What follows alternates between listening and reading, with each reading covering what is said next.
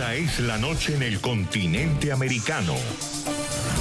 Mientras en Europa inicia la madrugada y amanece en Asia, así cae la noche en el continente americano y transcurre la mañana y la tarde en el resto del mundo. La noche bajo la dirección de Claudia Guisati.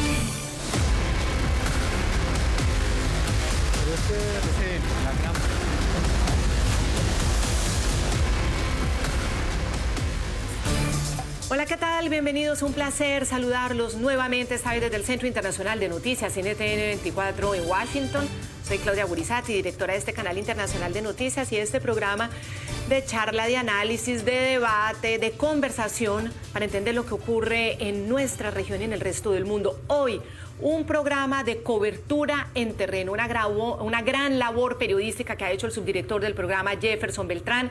La noticia es ese gran especial periodístico que desde hoy les vamos a estar presentando sobre la guerra que enfrenta Ucrania y esos devastadores efectos que ha dejado para la población civil y obviamente en su infraestructura, esta violenta invasión rusa que enfrentan desde hace más de 18 meses que acaban de cumplirse.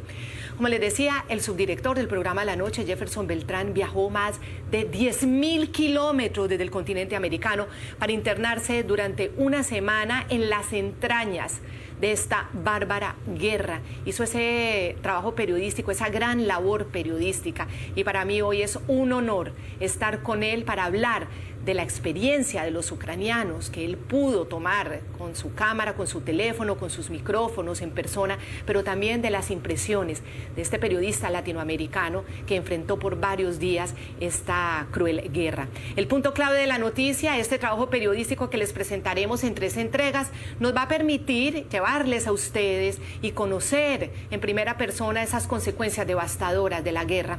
Jefferson, muy buenas noches, un placer estar contigo y ha de ser esta una de las más impactantes experiencias que has tenido en tu vida. Claudia, buenas noches. Como siempre, un privilegio para mí estar a tu lado en este programa. También buenas noches a todos nuestros televidentes. Y sí, Claudia, ha sido una gran oportunidad, pero al mismo tiempo un reto muy grande. Hemos estado, tal y como tú lo defines, literalmente en las entrañas de la guerra.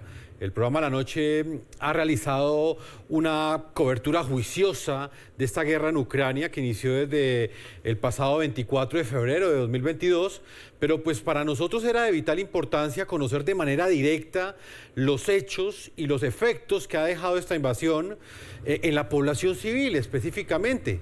Por esa razón fue necesario asumir este riesgo, viajar a las zonas más peligrosas de la guerra, porque solo allí, Claudia, en ese lugar, podíamos acercarnos a la verdad sobre lo que sufre la población civil como consecuencia de esta invasión, que ya completa más de 18 meses. Y así lo hiciste durante varios días, horas y horas, compartiendo con los ucranianos, con los pobladores civiles, pero también con quienes están enfrentando el combate, con autoridades, un repaso y un recuento muy exhaustivo de cómo se vive el día a día en varios lugares en Ucrania. Desde el comienzo y para irnos ubicando con nuestros televidentes y acompañándote en este relato que va a ser maravilloso y vamos a aprender mucho, ¿desde dónde sales y cómo se llega a Ucrania? ¿Cuántas horas de viaje? ¿Cómo fue ese recorrido? Claudia, pues América Latina está a más de 10.000 kilómetros del corazón de la guerra de Ucrania. Inicialmente hice un vuelo hasta la ciudad de Varsovia, obviamente haciendo una escala en Europa Oriental, específicamente en Berlín. Ahí ya tienes más o menos unas 13, 14 horas de vuelo, teniendo en cuenta esta escala.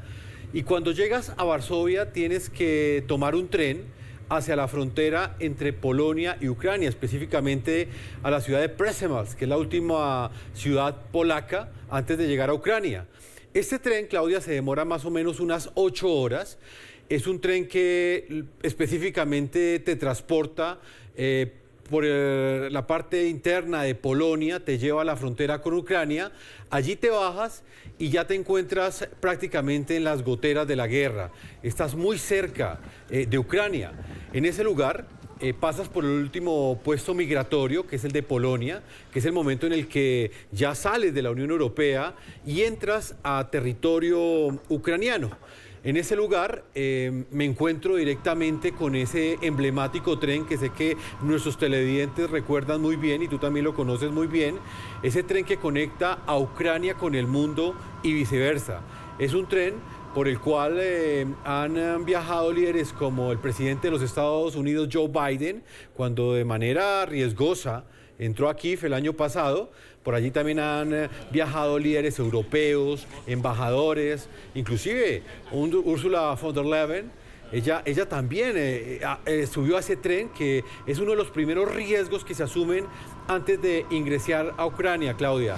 Ese tren demora más o menos unas 14 horas, es un viaje nocturno que es custodiado por las Fuerzas Armadas ucranianas y es el que me permitió llegar como primera parada a la ciudad de Kharkiv, muy cerca de la frontera entre Rusia y Ucrania. Tiene que ser muy impresionante tomar un tren en la Europa tranquila, en la Europa en paz, en la Europa que ya olvidó las guerras y que era un asunto del pasado, y cómo en esas 14 horas se acerca y al llegar ya es un territorio en guerra, Europa, porque es un territorio que queda en el continente europeo, no hace parte de la Unión Europea, pero es territorio europeo. No hace parte de la OTAN, pero es en el mapa territorio europeo. Tiene que ser muy impresionante ese contraste. ¿Cómo se siente ese contraste de tomar un tren en Polonia, donde hay tranquilidad y donde hay seguridad, y saber que las horas te acercan a un lugar en el que no cesa la guerra, que está devastado y que Ucrania resiste? Claudia, el contraste es bastante fuerte y es gradual. Y te lo voy a poner con una metáfora, o por lo menos con un símbolo, que son esos campos de girasoles ucranianos que comienzan a aparecer en toda la Europa oriental. Están presentes en Alemania, están presentes en Viena, están presentes luego en Praga, pero luego aparecen con mayor ímpetu en Polonia y en Ucrania. Hay una gran diferencia en estos campos de girasoles y por ahí comienzo mi respuesta por esa razón, porque en estas zonas de Europa Oriental esos campos son un símbolo de libertad, un símbolo de tranquilidad, un símbolo de paz. Cuando llegas a Ucrania, Claudia, esos territorios, esos campos de girasoles son iguales de hermosos que el resto de Europa Oriental, pero en Ucrania están completamente minados. A esos campos de girasoles los ucranianos no pueden entrar a hacer ningún tipo de actividad porque los rusos, cuando entraron hace 18 meses a su país, los dejaron plagados, sembrados de minas antipersonal. Ese contraste se va sintiendo a lo largo que vas llegando a Ucrania, Claudia. Ese tren que tú describías, que es un tren en paz, el que te lleva desde Varsovia hasta la ciudad de Przemysl, te va internando a la guerra y te va mostrando también una tensión que se vive en esta zona fronteriza, específicamente por la preocupación que tiene Polonia. Ya comienzas a ver algunos tanques de guerra que están en territorio polaco, que están preparados para cualquier ataque que se dé desde territorio ruso, teniendo en cuenta que Vladimir Putin ya ha ordenado ataques contra Ucrania en zonas que están muy cercanas a Polonia. Entonces ese contraste comienza a sentirse, Claudia, no solamente con los campos de girasoles, no solamente con estos tanques de guerra, sino también con los migrantes que comienzan a aparecer en mayor cantidad a medida de que te vas acercando a Ucrania. La mayoría de ellas son mujeres, porque los hombres en Ucrania no pueden salir de su territorio. Hay una ley marcial que obliga a los hombres entre los 18 y los 60 años a estar disponibles para la guerra, y lo que te encuentras son muchas mujeres con niños que tienen que salir de su país como consecuencia de los bombardeos rusos.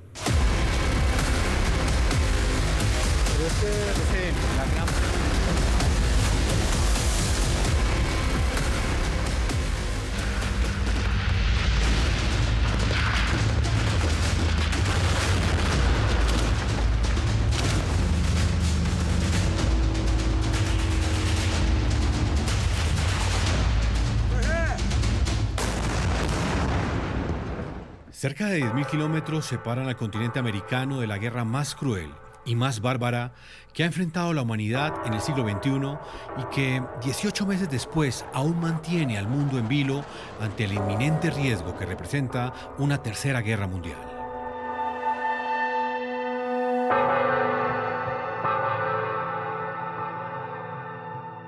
Para acortar esa distancia que nos separa de la violencia que sufre el pueblo ucraniano y para entender también esta cruel realidad, emprendí un largo viaje desde Bogotá hasta la ciudad de Kharkiv, en Ucrania, uno de los lugares más cruentos de la guerra, que está ubicado a solo 35 kilómetros de Rusia.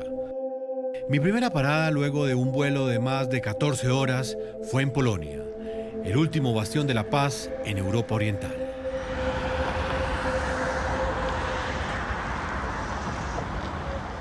Hemos llegado a la estación de trenes central de Varsovia. Aquí son las 11 de la mañana, 7 minutos. Estamos 7 horas adelante de América Latina. Exactamente en 40 minutos abordaré esta primera etapa del tren que me llevará a territorio ucraniano. La primera parada será en Cracovia. Me llama muchísimo la atención que mientras algunos huyen de la guerra, hay otros, como nosotros, los periodistas, que vamos a la guerra y queremos conocer los rostros de las víctimas que han sufrido esta invasión hace 17 meses. Este es el tren. Debo abordar el vagón número 4. El recorrido apenas empieza.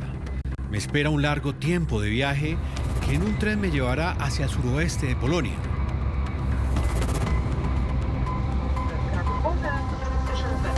Estamos en Cracovia.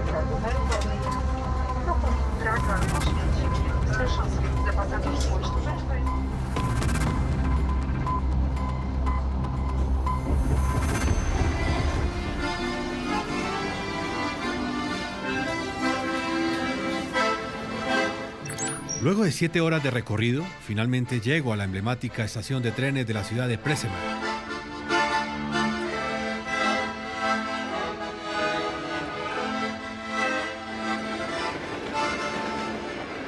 Durante los últimos 18 meses, por este lugar han cruzado por lo menos 8 millones de refugiados ucranianos que por culpa de la invasión rusa tuvieron que abandonar sus hogares y emigrar hacia Europa y al resto del mundo. Hoy, este es el panorama. La tragedia persiste. Muchos salen de Ucrania, pero pocos entran.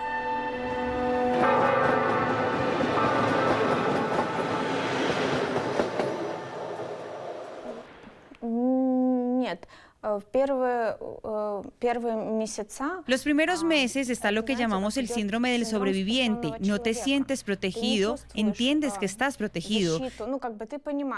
Sabes que aquí estás a salvo, pero tú, en tu corazón, tienes este sentimiento de culpa, el sentimiento de que traicionaste a tu país, que traicionaste a tus padres, que estás aquí y no puedes ayudarlos de ninguna manera allá.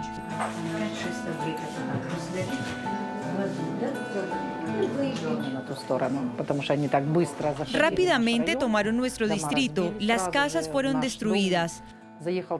Un tanque entró y nuestra casa fue atacada 47 veces. También vino un vecino. Su hermana fue asesinada, enterrada en el sótano, enterrada cerca de la entrada, cubierta con losas.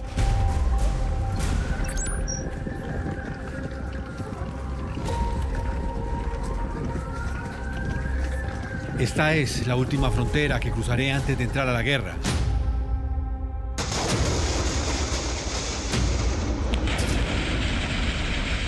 Como consecuencia de los brutales ataques que con misiles ejecuta Rusia, el espacio aéreo ucraniano está completamente cerrado y la única opción que tengo para entrar es a través del tren.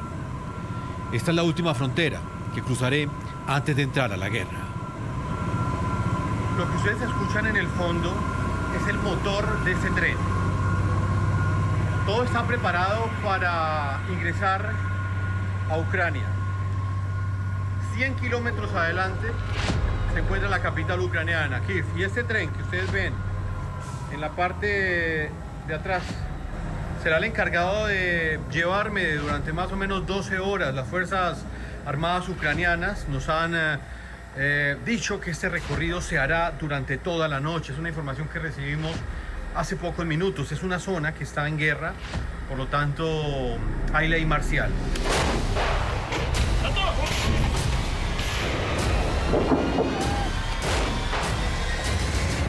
El tren en el cual me encuentro me llevará primero a atravesar la frontera entre Polonia y Ucrania. Ustedes lo ven en el mapa. Y desde allí cruzaré durante toda la noche el umbral de la guerra desde su extremo occidental a su extremo oriental. Son las 8 de la noche, 39 minutos. Y comienzan estas 12 horas. Estamos a 100 kilómetros del corazón de la guerra de Ucrania. Vamos a pasar por Leópolis. Desde ese momento comenzamos a abandonar a Polonia, territorio libre. Y vamos a ingresar a un territorio que enfrenta una invasión en pleno siglo XXI.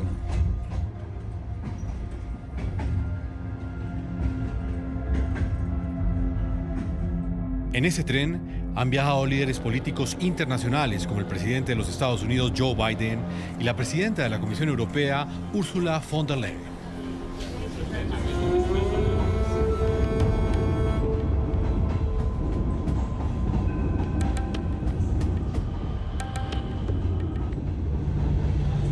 Y estos son los poderosos trenes ucranianos. Ustedes ven a la izquierda los camarotes, ahí está para cada espacio es para 4 personas. Pese a que todos somos desconocidos, puedo evidenciar que ellos han aprendido a vivir su cotidianidad en medio de la guerra. Por ejemplo, ellos duermen, mientras que para mí es imposible hacerlo ante la amenaza inminente de los misiles y drones que son lanzados a diario por los rusos contra Ucrania.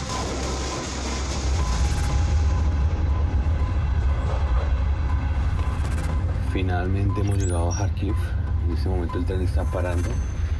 Han sido 12 horas de un viaje bastante largo. Logré dormir en el tren, cosa que no es para nada fácil, teniendo en cuenta que existe el riesgo de los bombardeos rusos en esta zona. Vamos a conocer y a escuchar los testimonios de quienes vivieron la batalla de Kharkiv. Esta zona fue ocupada por los rusos, fue bombardeada. Casi 400.000 civiles tuvieron que esconderse en subterráneos del metro de Kharkiv para proteger su vida en el momento en el que las fuerzas ucranianas defendían a su región de los rusos. Me voy a bajar. Finalmente, he llegado a la emblemática estación de trenes de Kharkiv, la segunda ciudad más grande de Ucrania. Al bajarme del tren, el coordinador del proyecto Transatlantic Dialogue Center, Oleksandr Lichuk, me recibe en la estación. ¿Cuál es el objetivo de esta visita? Bueno, demostrar a América Latina que de verdad está pasando aquí, porque necesitamos su apoyo muchísimo. Por eso queremos demostrar la verdad. ¿Y qué pasa con América Latina? ¿Políticamente no hay apoyo en este momento a la lucha que da Ucrania por su libertad? Políticamente muchos gobiernos de América Latina se quedan neutrales por alguna razón. Y ser neutrales significa estar en el lado del enemigo, de Rusia. Por eso queremos convencer, queremos explicar y demostrar todo lo que pasa aquí. Porque este es uno de los principales escenarios de la guerra y de la invasión. Es la segunda ciudad más grande de Ucrania y tiene 1 millón de habitantes. Ayer fue otra vez atacada con misiles. Está muy cerca de la frontera con Rusia, unos 60 kilómetros. Por eso los misiles rusos alcanzan Kharkiv. Desde el territorio ruso, Ucrania no puede responder y disparan de manera caótica. Esto es un problema porque en Kharkiv fue bombardeado de manera muy brutal en el inicio de la invasión y todavía está bajo bombardeo, mucho más que la capital ucraniana, Kiev. Esto quiere decir que existe un riesgo de que en cualquier momento esta ciudad reciba otro ataque con misiles, que nosotros en el lugar donde estamos pudiésemos ser atacados. Es siempre posible y los lugareños y la gente desde aquí nos pide a respetar las alarmas aéreas porque a veces ocurre el bombardeo y alarmas se activan después, no llegan tan rápido. Por eso en Kharkiv de verdad hay que cuidarse muchísimo. ¿Los ataques son contra la población civil, Oleg? Contra la infraestructura civil, crítica energética, a veces contra las zonas residenciales. porque no siempre misiles son precisos. A veces pierden su precisión, atacan zonas residenciales, por eso el número de víctimas en Kharkiv, víctimas civiles, es muy alto. Acá estamos esperando un taxi. Bueno, esa es la situación en Kharkiv, pero igual vemos cómo la gente en medio de estas amenazas vive una normalidad, vive su cotidianidad y eso es bastante importante. Yo estoy un poco cansado, ha sido un viaje agotador. Entiendo los riesgos que se enfrentan acá, pero es importante llegar a este lugar.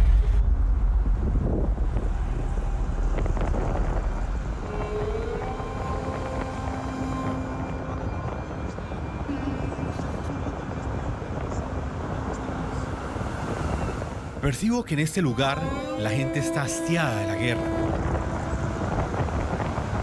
y actúa como si viviera en medio de una seguridad total. No es cierto, la realidad es otra. Aquí no han dejado de caer misiles todos los días desde que empezó hace 18 meses esta sangrienta guerra. De hecho, horas antes de mi llegada, un ataque ruso con drones de fabricación iraní destruyó este establecimiento educativo.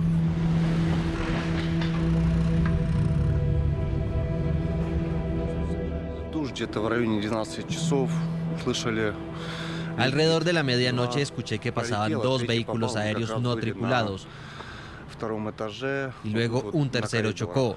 Estábamos en el pasillo, teníamos tiempo de salir. Salí, vi el fuego y llamé al servicio de emergencia del Estado. Estaba dormida, escuché una explosión, le pregunté a mi esposo qué estaba pasando. Me dijo, vamos al sótano. Empezamos a caminar y no llegamos, nos quedamos. Dios nos guió. La explosión estaba donde se suponía que habíamos estado solo 3 minutos antes. Debido a su cercanía geográfica con Rusia, Kharkiv es una de las ciudades más vulnerables a ataques con misiles y drones.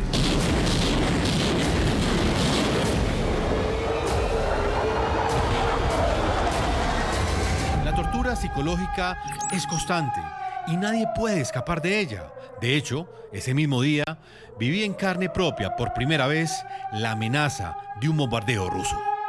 Bueno, lo que estamos registrando es cuando suena la alarma. Esto indica que hay un peligro de bombardeo en la ciudad. El mensaje de la estridente sirena es claro. En cualquier momento puede caer un misil ruso y acabar con mi vida. Pero a pesar del riesgo que implicaba estar en ese lugar, decido continuar con este reportaje y quedarme allí. Estamos transmitiendo hasta ahora desde Kharkiv, en Ucrania. Esta es la tensión que se respira hasta ahora cuando suenan las alarmas. Que indican que hay un riesgo de bombardeo en esta zona. La tensión es bastante fuerte. Estamos tratando de conservar la tranquilidad para llevar a cabo esta transmisión y tener un registro de lo que está pasando. Nos están indicando en este momento que tenemos que entrar a un refugio. Para mí son unos pocos minutos de riesgo, lo sé, pero para los ucranianos esta es la dura realidad que sufren hace 18 meses y que debe ser denunciada ante el mundo entero.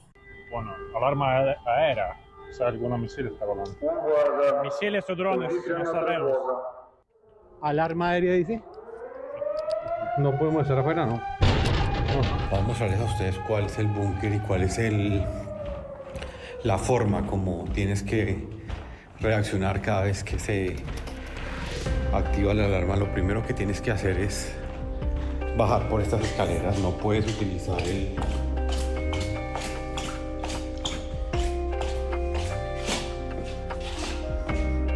el ascensor.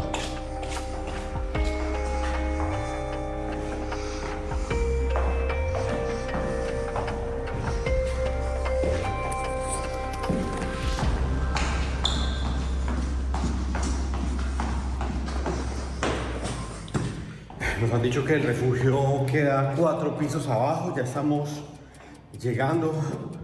Parece ser que es en este sitio. Sí, es acá.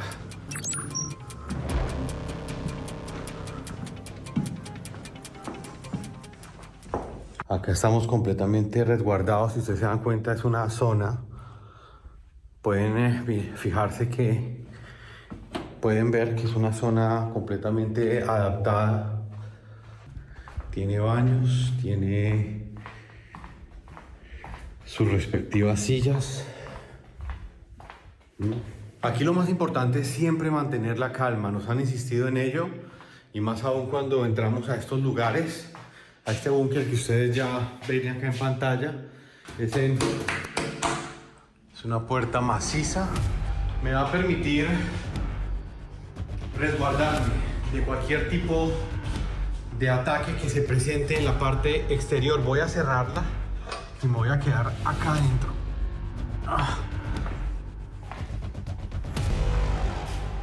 Es bastante frío.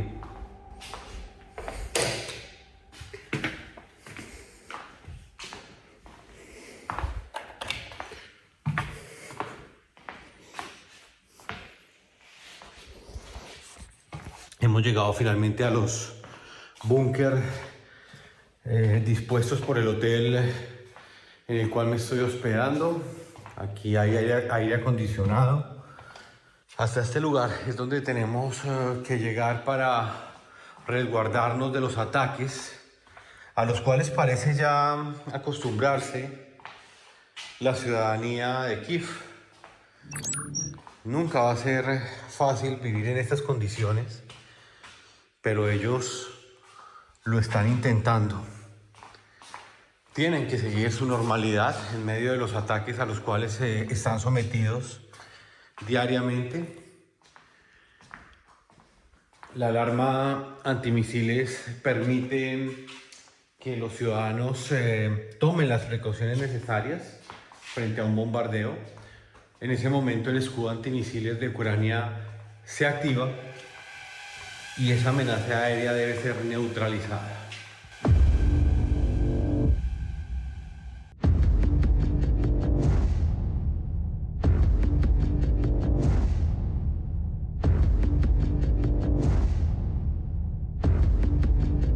Estos escenarios, estas recámaras, hacen parte ahora de la vida cotidiana de los ucranianos. Ellos salen a trabajar, siguen viviendo, pero constantemente enfrentan la amenaza de un bombardeo, de un misil que puede caer en su casa, en su edificio, a cualquier hora del día.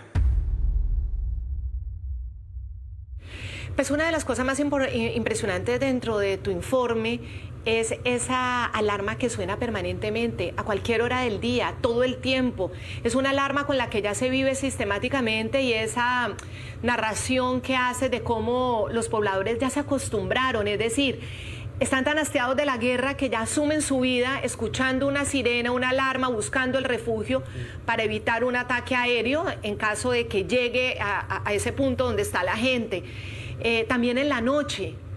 La gente aprendió a vivir de esta manera en tan poco tiempo. Se acostumbraron. ¿Qué pasó, Jefferson? ¿Cómo ha sido ese impacto para los pobladores? Hay varios contrastes, Claudia. Por ejemplo, en la capital ucraniana, en Kiev, se vive con una intensidad la guerra. Pero en las zonas fronterizas, que fueron los lugares donde mayor cantidad de tiempo estuve, es completamente diferente. En Kiev es una ciudad que está muy bien protegida.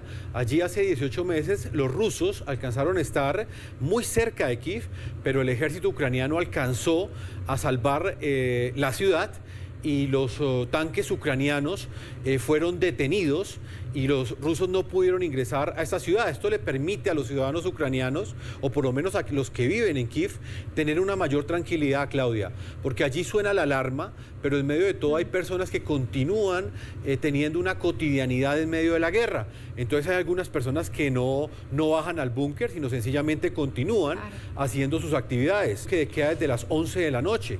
Entonces la gente aprovecha las horas nocturnas del verano que en este momento tiene Europa para hacer vida social, para recuperar algo de tranquilidad y de cotidianidad.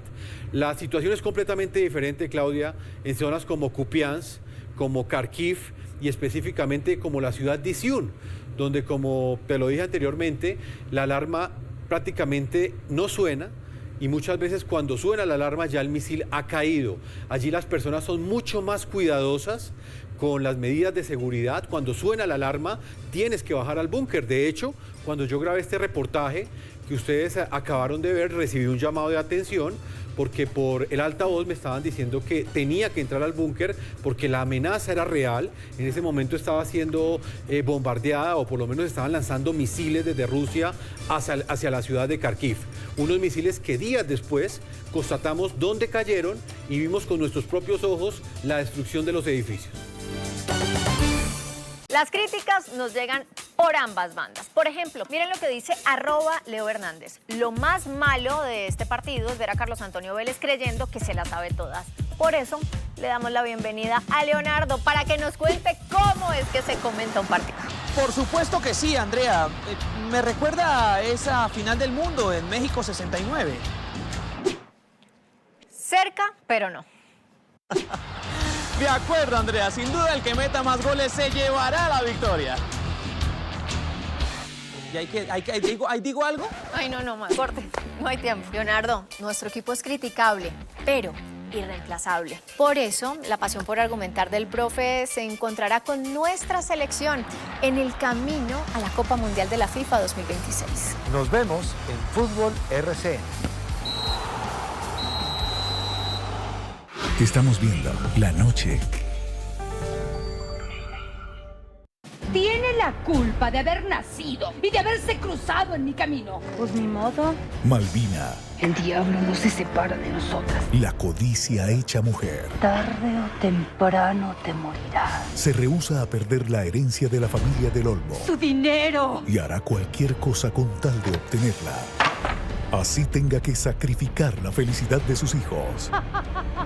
Hay posibilidades de quitarle todo a la andrajosa. ¡Hola! Cásate con ella para despojarla. María Mercedes. Lanzamiento pronto en las tardes. Encontrémonos. Canal RCN. Estamos viendo La Noche.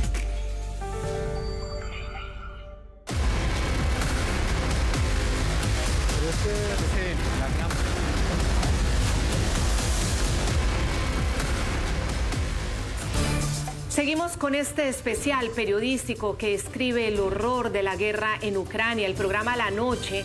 Durante este recorrido por Kharkiv, el periodista Jefferson Beltrán evidenció la forma como constantemente esta ciudad es atacada desde Rusia con esos misiles. Lo estamos viendo, lo estamos narrando, estamos escuchando esa experiencia de Jefferson.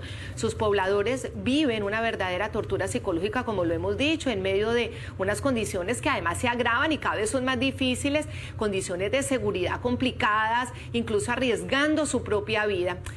Ahí, a ese lugar, pues Jefferson Beltrán logró llegar a un punto que es muy específico y del que hablaba hace unos minutos. Se llama el cementerio de misiles. Ustedes se preguntarán qué es. Bueno, Kharkiv es una de las ciudades o la ciudad más atacada permanentemente desde Rusia, precisamente por su cercanía a la frontera. Y son muchos los civiles que han perdido la vida ahí, en esta importante ciudad, como les decíamos, la segunda ciudad más importante después de Kiev, después de la capital. Allí, entonces, en medio de estas condiciones tan difíciles, Jefferson logró entrar a ese cementerio de misiles. Veamos de qué se trata.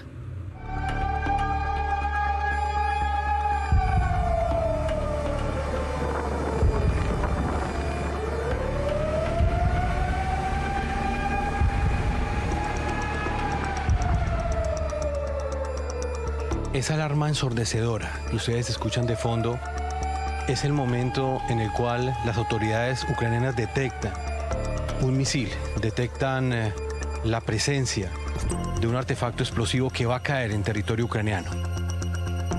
Ya la alarma dejó de sonar. Paradójicamente me encuentro en el sitio donde las autoridades ucranianas han creado un depósito para estos misiles. Todo esto que ustedes ven alrededor mío son proyectiles, misiles de largo alcance que fueron enviados desde territorio ruso. y que acabaron con la vida de ucranianos. Voy a resguardarme en un refugio y mientras tanto los invito a que vean el siguiente informe porque nos están indicando nuevamente que tenemos que buscar un sitio seguro.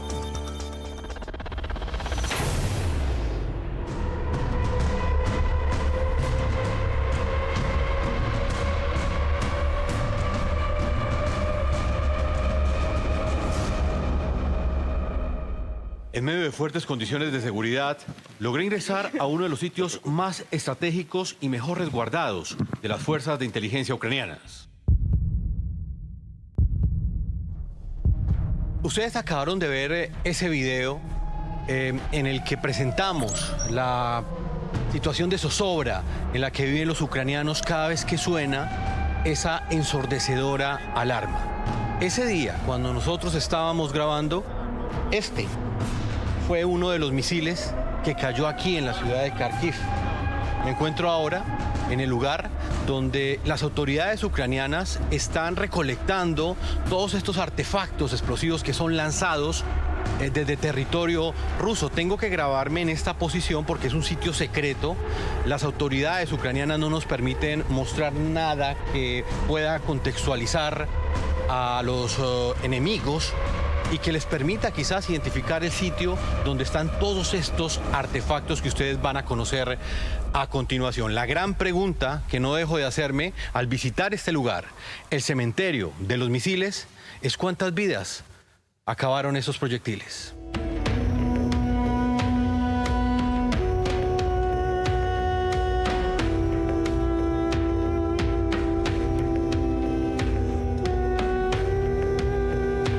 Estamos en el depósito que almacena los restos de por lo menos 1000 misiles que han sido lanzados durante el último año y medio contra la ciudad de Kharkiv.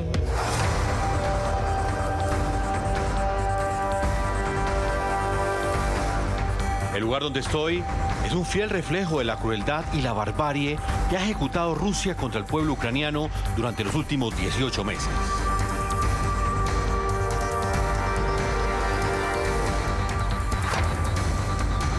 Vean y escuchen muy bien esto. Los restos de misiles que logré grabar y que ustedes han estado viendo en pantalla han asesinado a por lo menos 2000 personas y han dejado cerca de 3000 heridos.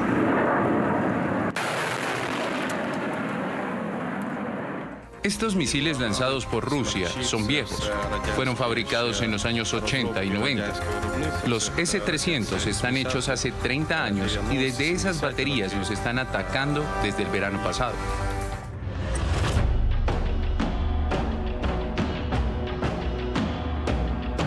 La mayoría de los artefactos que ustedes ven aquí hacen parte del sistema de misiles crucero. Estas armas que matan ucranianos tienen un alcance de 150 kilómetros de distancia, una longitud de 7.5 metros y una velocidad de 2 kilómetros por segundo. Su efectividad para matar es del 80%.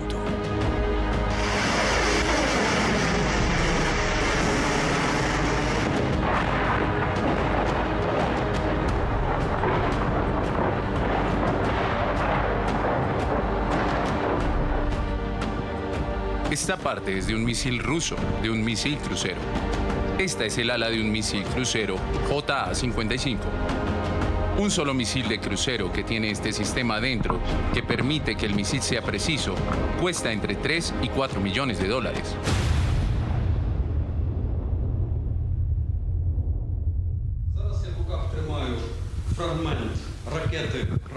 Tengo en mis manos un fragmento de misil Grad. Con la que este fragmento cayó en una casa civil que mandaron los misiles los rusos a Ucrania.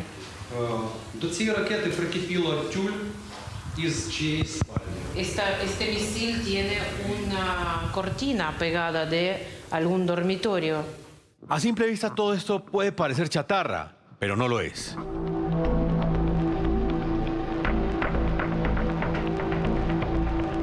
Los ucranianos guardan estos artefactos para utilizarlos en los estrados judiciales internacionales contra el presidente ruso Vladimir Putin, a quien acusan de ser el principal responsable de los ataques con estos misiles contra civiles ucranianos y objetivos no militares. Todas estas municiones son las pruebas que tenemos para denunciar a Rusia por crímenes de guerra ante la justicia internacional.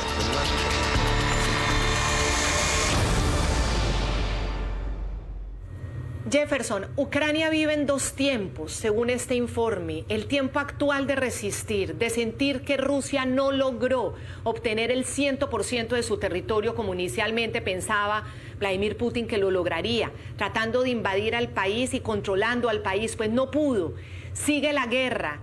Tiene territorios controlados, otros que controló al comienzo, pero que luego fueron recuperados por las tropas de Kiev, por las tropas de Ucrania, con todo el apoyo de la comunidad internacional, de Occidente, de los países europeos, de Estados Unidos y de la OTAN. Obviamente sigue resistiendo. Las intenciones de Vladimir Putin en ese sentido quedaron totalmente devastadas, pero devastado tiene Vladimir Putin a este país, a Ucrania, que no se merece ese destino. Los ucranianos resisten, a pesar de esa gran diáspora, de esa migración de más de 8 millones de personas, muchos están regresando y siguen su vida y siguen resistiendo. Entonces ese es un tiempo, el de la resistencia, Jefferson, pero también es el tiempo del futuro. Los ucranianos tienen fe de que saldrán de esta situación, que triunfarán ante esta situación y que ante los tribunales internacionales será llevado Vladimir Putin. Esa es la sensación que queda y ese es el sentido de este cementerio de misiles. Así es, Claudia. Este cementerio de misiles es la memoria de la barbarie. Tal y como ustedes lo están viendo en esas imágenes y también lo vieron en ese informe, son cientos de misiles que se encuentran guardados en un lugar secreto. Hay quienes se preguntarán por qué nos grabamos de esa forma, por qué en este caso tuve que prácticamente no mostrar nada del horizonte, porque es un lugar completamente secreto para los ucranianos. Ellos cuidan mucho las medidas de seguridad, teniendo en cuenta que allí es donde reposan esas pruebas con las cuales ellos quieren procesar a Vladimir Putin. Para ellos es muy importante, Claudia, el concepto de la justicia de sus muertos. Ellos buscan que a nivel internacional el mundo conozca todos los vejámenes de la guerra, pero que al mismo tiempo hayan pruebas tangibles del horror con el cual es atacada Ucrania todos los días. Ahí ustedes veían en ese informe los misiles que todos los días caen a Kharkiv. Esos misiles, tal y como yo lo planteaba en ese informe, habían asesinado a 2.000 personas, Claudia. Ese contraste es muy, pero muy importante, porque son armas que han asesinado seres humanos y la mayoría de ellos son civiles, son familias que, como quizás en este momento muchos de ustedes están en sus hogares viendo este programa, estaban completamente tranquilos, no alcanzó a sonar la alarma y perdieron la vida como consecuencia de estos ataques.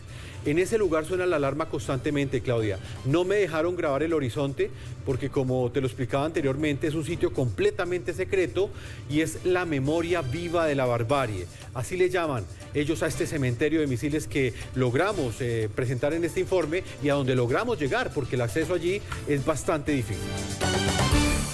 Yo soy Flávia dos Santos y aquí estoy, queriendo darte la mano. Vas a seguir amando el resto de tu vida. Yo sé que tú eres una buena persona. Yo sé que tú eres una buena persona. Quiero ayudarte a resolver tus problemas. Yo quisiera tener de ustedes ese compromiso, que ustedes van a frenar ese ciclo de violencia y maltrato. Porque hablando claro, se entiende la gente. Hablando claro, con Flávia dos Santos. Gran estreno, pronto en las mañanas. Encontrémonos. Canal RCN. Estamos viendo La Noche. Yo no quiero que se entre a mi casa. Es que Cirilo es muy empalagoso. No le hagas eso. Le darás la desilusión más grande de su vida. En unos días más será tu cumpleaños. Si ese compañero al que rechazaste no está invitado, no hay fiesta. Carrusel. Lanzamiento, sábado 9 de septiembre a las 10:30 de la mañana en Las Mañanotas. Estamos viendo La Noche.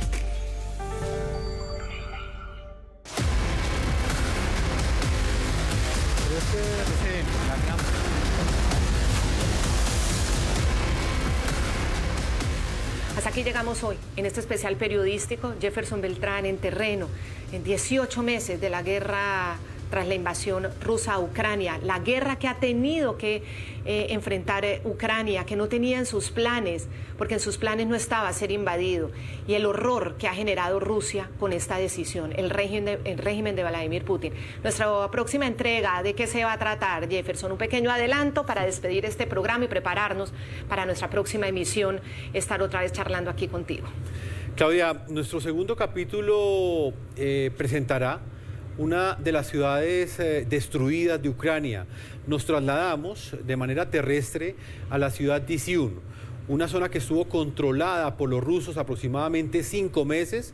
Hace ya cerca de un año, en el mes de septiembre, los ucranianos lograron recuperar esta ciudad y se encontraron con sus edificios completamente destruidos, se encontraron con fosas comunes, se encontraron con bosques convertidos en cementerios. Llegamos a todos estos lugares no solamente para recoger los relatos de las torturas, de las agresiones, de las violaciones a los derechos humanos que sufrieron los ucranianos en esta región, sino también para documentar lo que pasó en los bosques de Izium, un sitio que era constantemente visitado por los ucranianos, un sitio de descanso, un bosque hermosísimo que fue convertido en un cementerio por los invasores. Esto será en nuestra segunda entrega de este especial periodístico aquí en el programa La Noche. Muchas gracias, Jefferson, y sobre todo para acercarte a esos pobladores, a contar la historia de la gente, del ciudadano, del poblador, del civil, que muchos de ellos, sin ser su deseo, hoy hacen parte de las fuerzas de resistencia de Ucrania. Muchísimas gracias por haber enfrentado el riesgo de haber enriquecido esta labor periodística y entregarnos de primera mano estos testimonios de lo que sucede en la guerra más impensada, la más cruel y la que estamos viviendo en este momento de nuestra historia contemporánea. Muchas gracias, Jefferson, y hasta mañana. A todos nuestros televidentes, gracias por acompañarnos. No se pierdan estos especiales de gran valor periodístico, de un costo humano bastante fuerte, y la importancia de haber podido estar en el terreno de la mano de Jefferson Beltrán. Gracias, Jefferson. Nos vemos entonces mañana con la próxima entrega del especial periodístico.